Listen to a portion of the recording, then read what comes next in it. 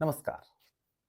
आज की इस एपिसोड शुरू करने से पहले हम एक स्टोरी सुन लेते हैं। एक लड़के को बहुत दिन से नौकरी नहीं मिल रहा था। उसने बहुत कोशिश करने के बाद उसको एक कंपनी की तरफ से ऑफर आया और उस कंपनी की एचआर ने उसको सैलरी नेगोशिएशन करते वक्त उसको ये बोला कि आपको ये आपकी सीटीसी रहेगी, आपका ये बेनिफिट्स रहेंगे, आपका ये पर्कुलेशन रहेंगे, ये आपकी अलाउंसेस रहेंगे और आखिर में आपको 30,000 रुपया मंथली टेक होम मिलेगा। उसने राजी हो गया, उसको ऑफर लेटर मिल गया और उसने कंपनी ज्वाइन कर ली और हर महीने उसको 34,000 रुपया उसकी बैंक अकाउंट में क्रेडिट होता था। लगभग 1 साल या 1.5 साल के बाद उस कंपनी में ऑडिट बैठा और ऑडिट में यह पाया गया कि एक एम्प्लॉय को हायर करने के लिए 30,000 रुपया का अप्रूवल लिया गया है, लेकिन हर महीने उसको 34,000 रुपीज क्रेडिट होता है। जब ये पाया गया तब उसकी एचआर ने डर गया और जाहिर सी बात है उसकी नौकरी खतरे में आ जाती।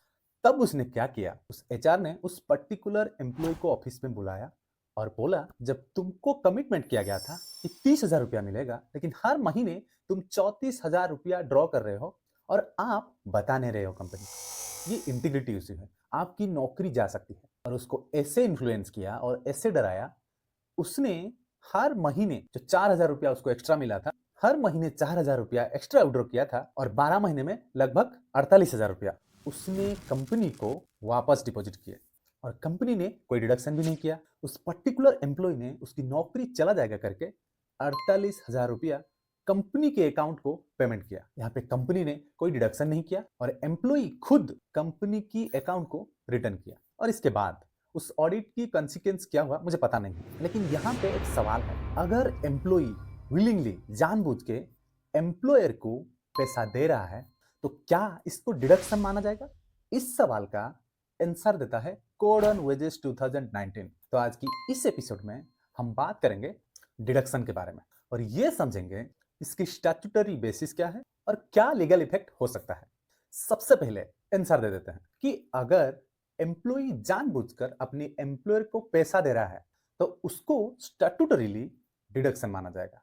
और इसकी स्टैट्यूटरी बेसिस क्या है, इसके बारे में क्लियरली बोलता है section 18 of code on wages 2019। तो ये सेक्शन ये बोलता है, any payment made by the employee to the employer और employers agent will be treated as a deduction.